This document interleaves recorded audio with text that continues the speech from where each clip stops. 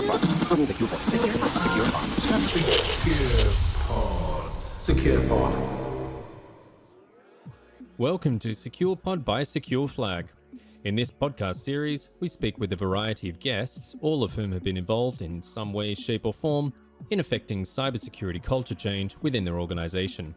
Whether it's about building secure development and engineering skills, democratizing threat modelling as a standard practice in the SDLC, creating elite squads of security champions to rally colleagues across the organisation, or even creating policy frameworks to enhance cyber skills and awareness across an entire continent, we know you walk away with some useful insight. SecurePod is hosted by me, Nick Kelly, production is by Alessandro Longo, and sound by Adrian Hellenberg. In this episode, my guest was Rachel Noble. I was honoured to be joined by her. She is the former Director General of the Australian Signals Directorate, with 3 decades in defence, immigration, customs, home affairs and the Prime Minister's Department. In this episode, we covered how ASD's Essential Aid evolved from a fixed checklist into a risk baseline used by both agencies and business, the $10 billion Australian Red Spice program, objectives, timelines and why capability is being pushed well beyond Canberra, the 2-year hunt that exposed the Medibank ransomware crew and what it teaches about attribution and deterrence, insider threats, legacy systems and unpatched 1,000-day vulnerabilities, often more damaging than 0 days, transparency at ASD, declassifying operations, meeting any company that asks and using openness to recruit talent, and even skills, shifting staff out of Canberra and adding 2 staff across the country, valuing hands-on experience over titles and closing the pipeline gap. Absolutely fascinating conversation. Rachel was an absolutely wonderful guest. Thoroughly enjoyed this and I'm sure you will too. And just a note, we recorded this just before ASD released the June 2025 Information Security Manual. I would have loved to unpack some of its new guidance, especially the tighter application security controls aspect, but that will have to wait for a future session. So without any further ado, on with the show.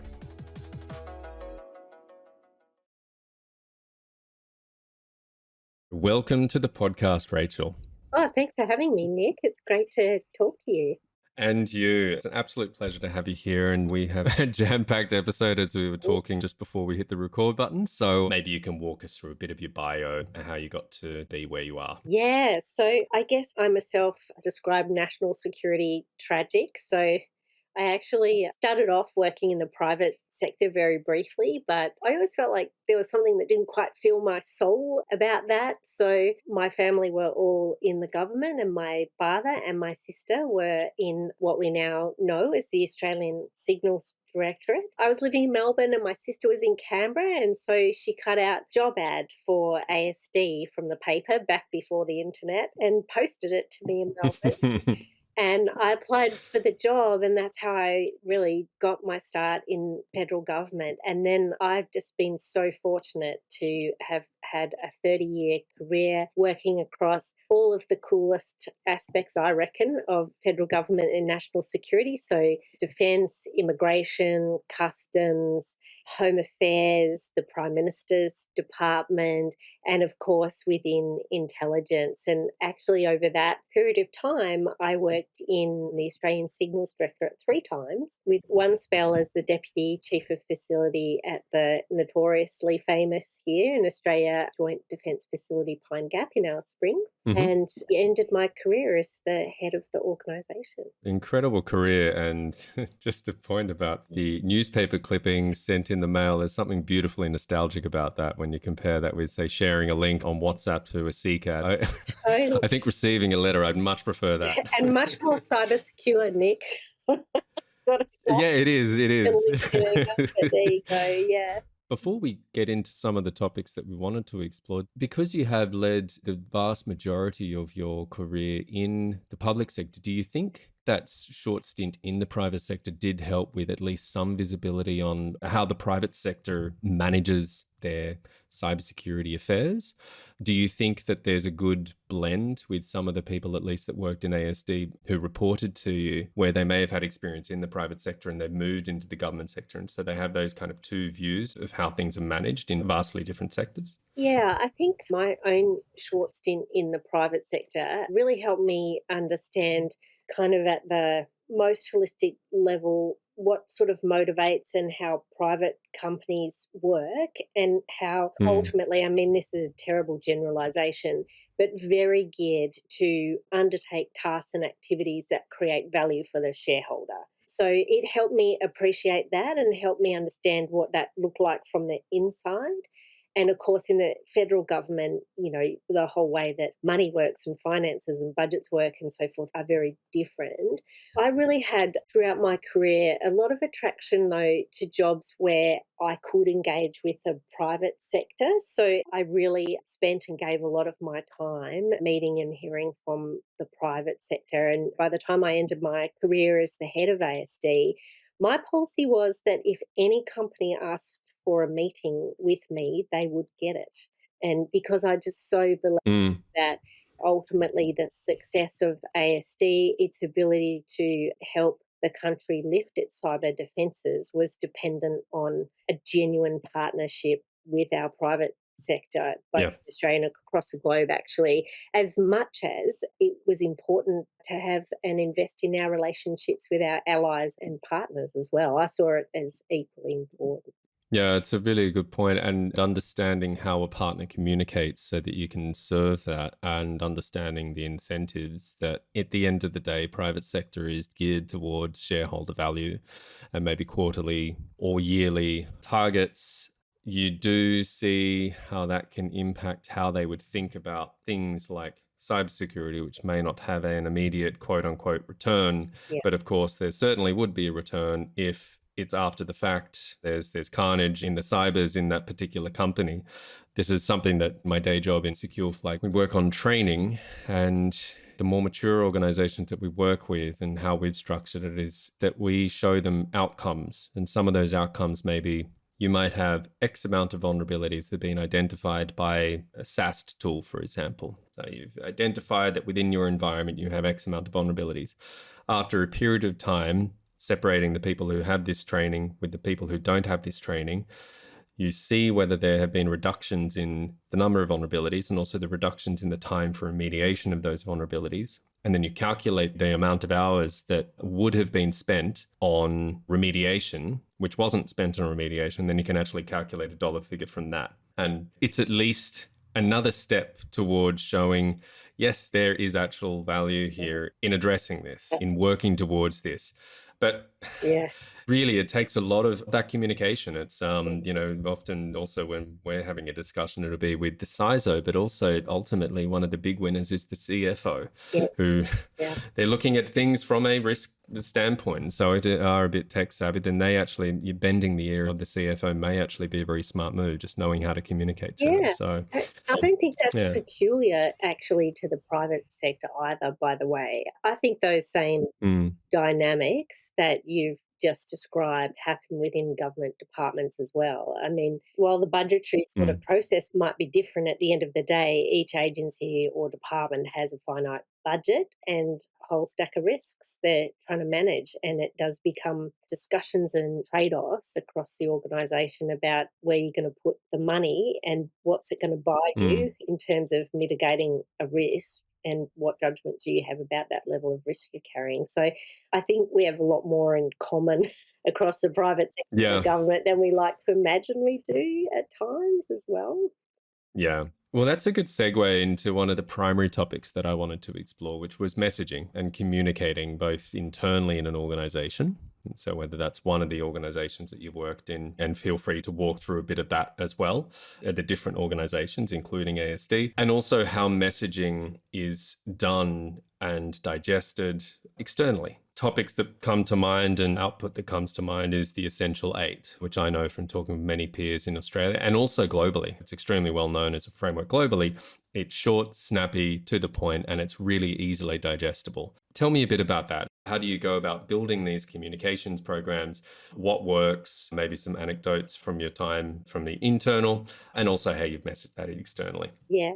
Well, first of all, thank you for saying that. I'm sure the people that slave away on the essential aid in ASD would be very proud to hear that feedback. It has been, over the years, a fantastic mantra and a fantastic framework for the organisation, and is definitely one of models that really cuts through.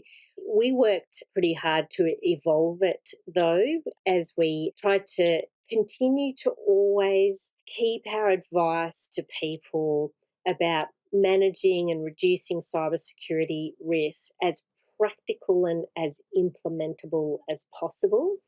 So if you sort of Hmm. look at the way the Essential Eight were framed maybe 10 years ago, they were very much rules. You do this, you must whitelist that, to now Mm. more pieces of guidance that have greater depth to them. And what I mean by that is, yes, of course, the most ideal situation is that you whitelist all your apps. But the real Hmm. truth for many organisations who might be dealing with ancient legacy systems, need greater agility on a day-to-day basis because they're dealing with clients or whatever, that if they can't get to a posture where they've whitelisted everything, what we would do is then Mm. underpin that with a set of, and if you can't do that, try to do these things because that'll at least help a bit. So we really tried to make it increasingly practical and implementable and agile because, of course, the threat landscape's changing all Mm. the time. This is just the most awful thing to say, Nick, but when I sort of reflect over the many years, and we were talking beforehand that, my first foray into this was probably in 2009, and I worked closely with Chris Painter, who I know has been on your Hmm. podcast. Back then, a lot of our time was talking about how do we raise awareness, how do we help people understand that cyber things, it's real, it's a risk.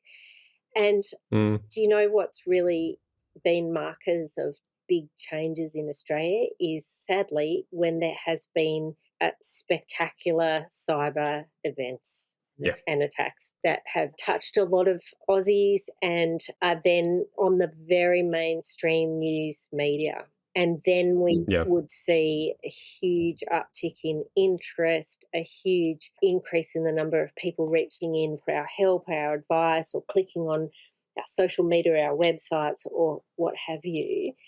What sort of worries me is that, and I'm sure other countries see this as well, though, that there's a degree of immunity at the individual Yeah. level. Like, if you compare the reaction to Qantas, who are currently reporting that due to an attack on a third party provider operating in the Philippines, that the personal Mm. data of 6 million Australians may have been taken by cyber criminals.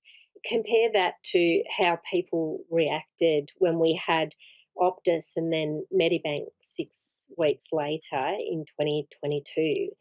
And so what Yeah. sort of worries me is that now it's sort of so regular that people are like, oh, well, my data's gone anyway. And you've got to laugh or you'll cry. But I myself was impacted by the Qantas issue. And, right up the Mm. top there, Nick, don't you worry about this, was frequently asked questions.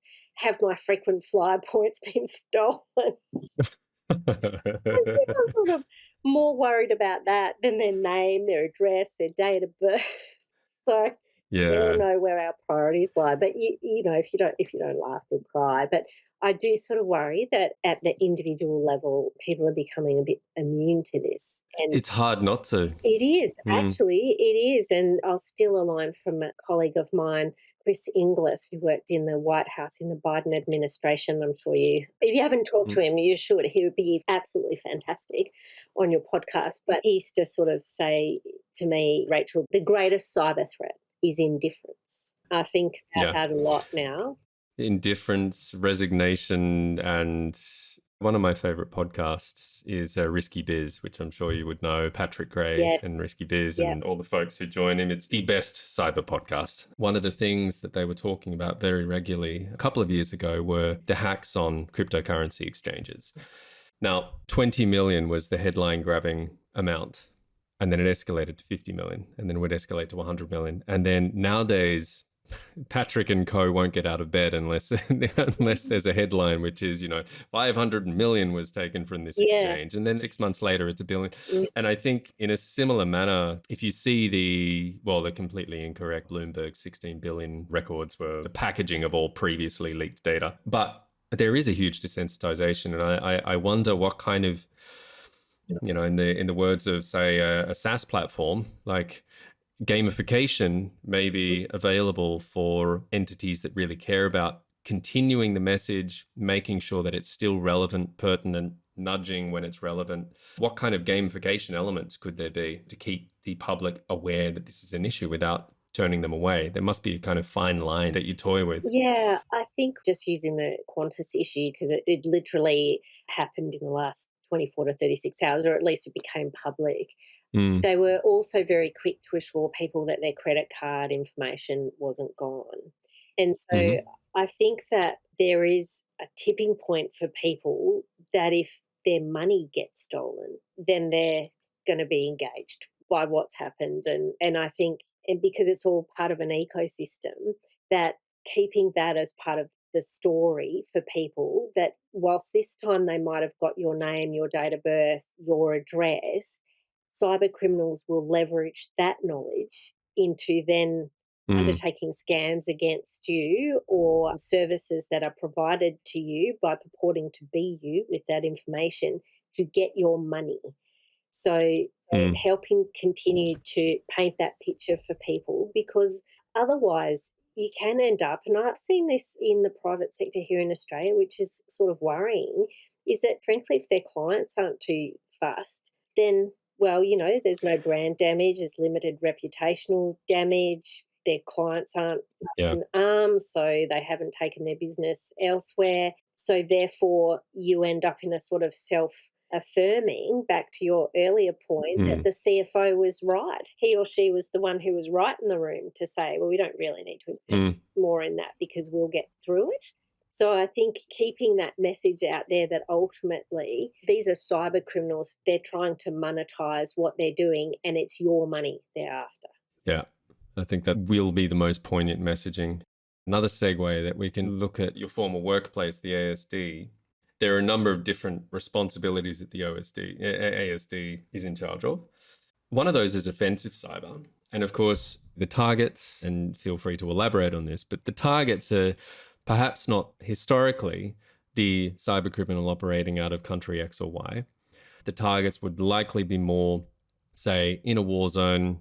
Previously, maybe it would have been Afghanistan. Maybe there would have been targeting. And again, some of the more public missions that people are aware of, which are very, very fascinating and really technologically incredible, alongside the ADF. I wonder, when you have these attacks, are we, in the words of the guys over at Risky Beers, letting loose the hounds, or to paraphrase it a bit? Because that does seem to be a pretty good idea. I think many people would be supportive of that. Yeah, yeah. Gosh, there's so much I could say in response to that. But maybe start here. ASD is a world class offensive cyber operator, and it's the only organisation in Australia where it is legal for them to deny, degrade, disrupt, or destroy other people's Hmm IT, basically. Outside Australia, it's super important. And we have been at it a long time. And you mentioned some of our operations with the Australian military, which are stories that we've talked about publicly and described in a fair bit of Yep. detail, actually, what the organisation did back then, which is really important for a whole bunch of reasons as an organisation. One is that people understand better what we were doing as an intelligence and Mm. cybersecurity agency. That's important to public trust and confidence and transparency. But also, it's really awesome for recruitment, Nick. And when people know that Yeah. you're there and that you're a really cool employer and they could do really cool stuff like that, it really does make that kind of employment proposition really terrific. More Yeah. recently, ASD has pretty spectacularly gone after some Russian cyber criminals. And I mentioned the Medibank hack in 2022.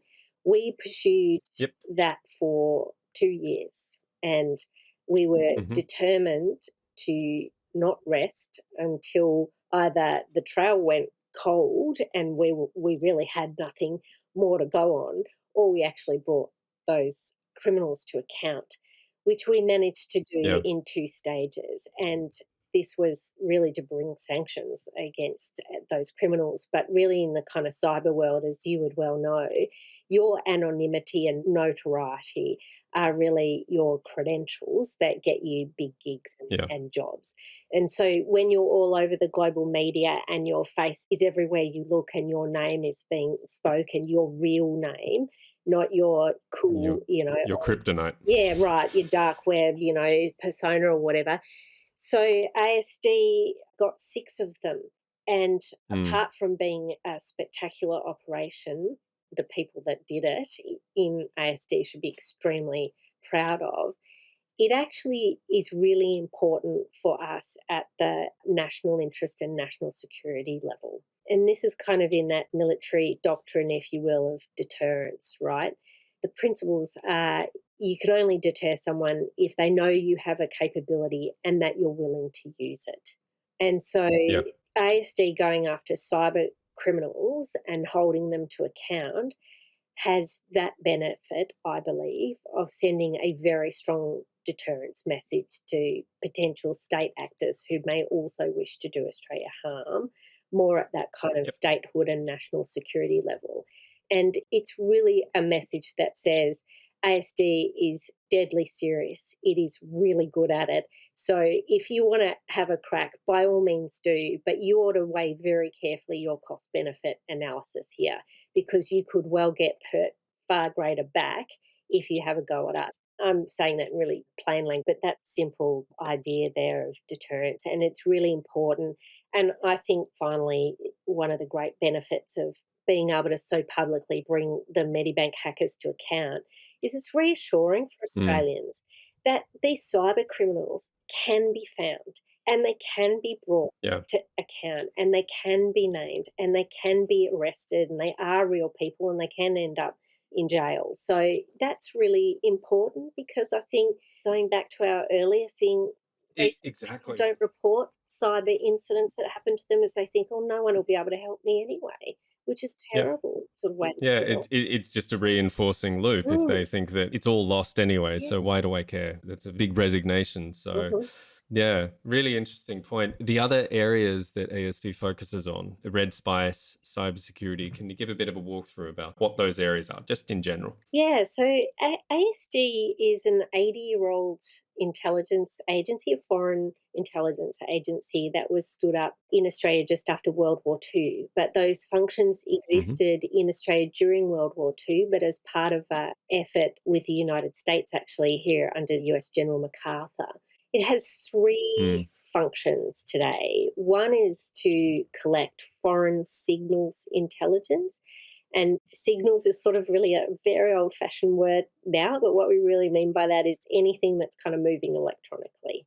So today that would Hmm. be phone calls, emails. We had fax machines there for a while. Who has those anymore? I don't Mm. know. But anything that moves electronically and foreign means that ASD doesn't spy on Australians. So it's an foreign signals intelligence collector.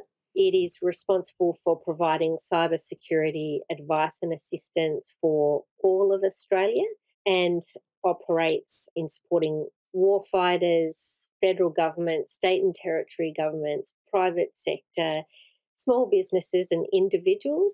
And actually, any Australian Hmm. can call ASD on a 1300 number and report a cyber incident or ask for help, which is pretty marvellous, I think. And the third Yep. part that we just talked about, the third big mission is the offensive cyber capability.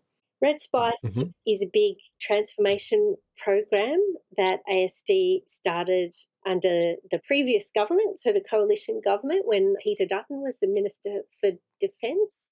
And it Hmm. was in 2022 a $10 billion investment in ASD to uplift its capabilities across all of those mission sets. And Yep. we were given 5 years to do the uplift, and then we have sustainment for 5 years after that. It's an incredible program. It's delivering on time, on budget against all of the commitments it made to the government and initiated by a coalition government in Australia, supported by the subsequent Labor government, and it continues on today. Part of Red Spice, the R stands for resilience. What that meant for ASD is that it had become an almost completely Canberra based organisation. So part Yep. of RadSpice was not only to make the nation more resilient by uplifting ASD's capabilities to help it, but make ASD itself resilient.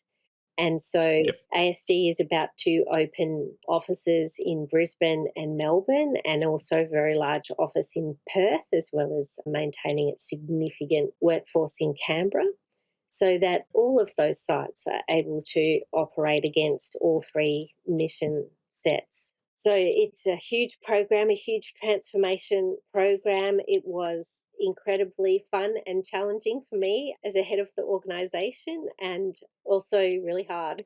It was really hard. I And imagine.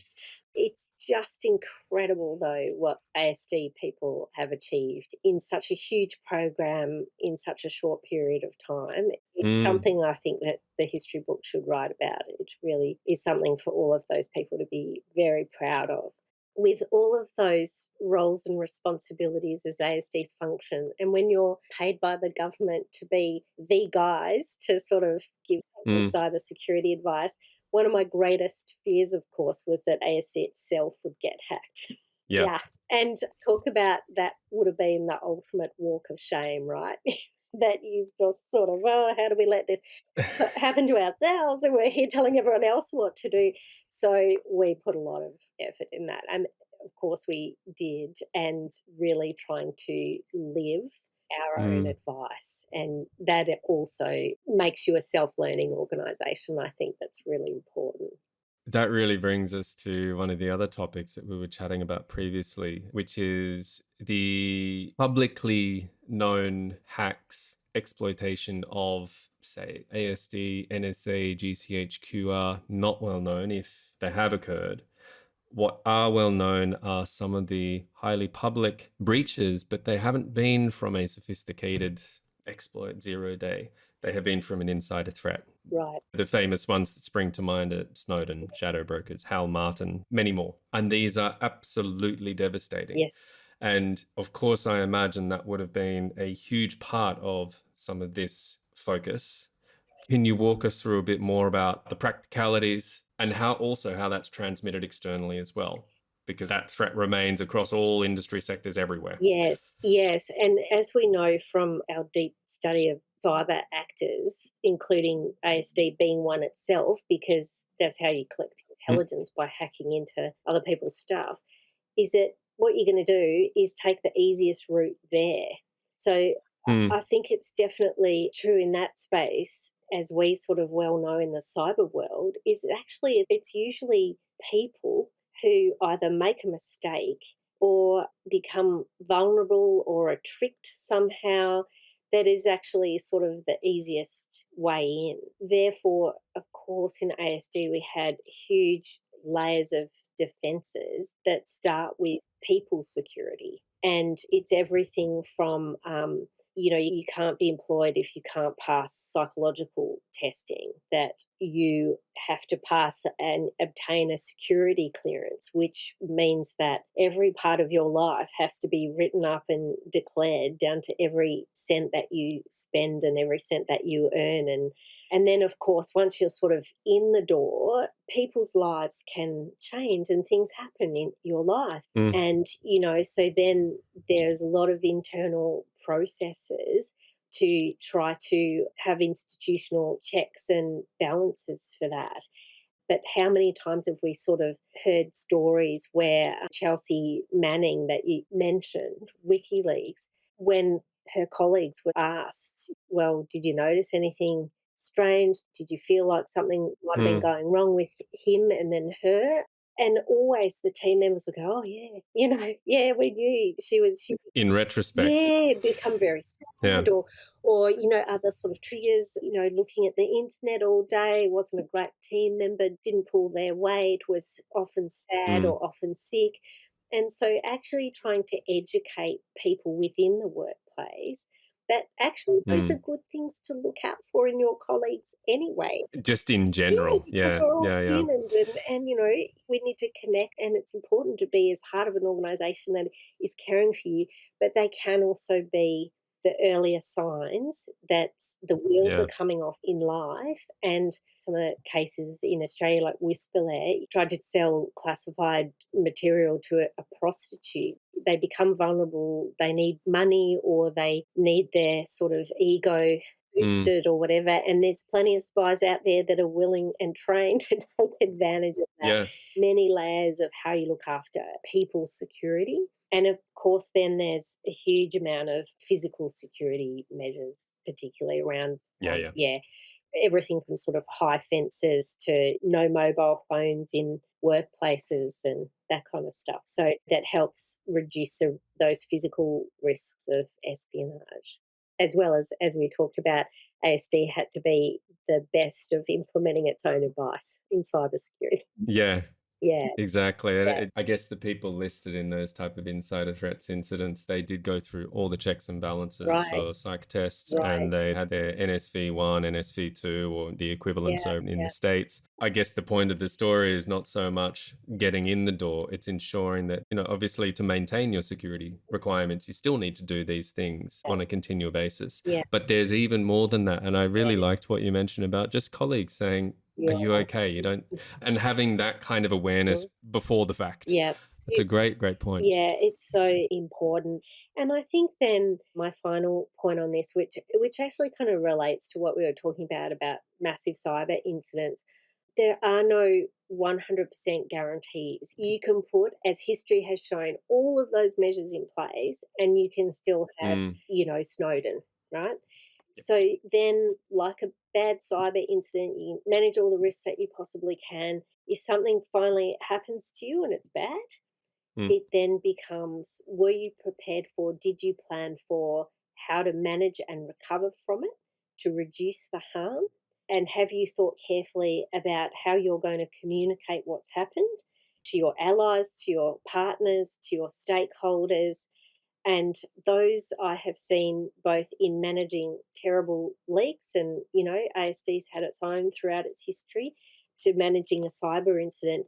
Those sort of hallmarks are the mm. same. And those who had prepared for the possibility that they would have a bad day usually recover faster and minimize harm quicker. Yeah, and they don't shoot themselves in the foot with a canned response like we take security seriously. Mm, And then it turns out that they're still shut down and the ransomware is still ongoing. I'm thinking of a major British retailer quite recently that's not doing too well. mhm. I wonder, this is a bit of a left field. I guess there's probably considerations here that you may have thought of before, but I wonder, fast forward after the devastation of the Snowden leak, whether that has actually had a positive impact in that obviously numerous negative impacts, but the positive impact has been almost after the dust has settled, a trust building exercise with the public and also ASD and NSA and other associated partners to say, this is actually what we're doing and this is above board.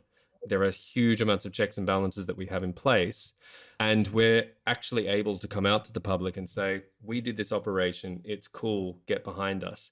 I wonder whether the climate of support for ASD going after the Medibank hackers would have been as overwhelming, because I certainly know that people were barracking for that, would have been as overwhelming if they hadn't already had some insight into some of the capabilities, which had forced more of a publicity about what you're doing. Maybe not the technical depth, but at least some of the activities.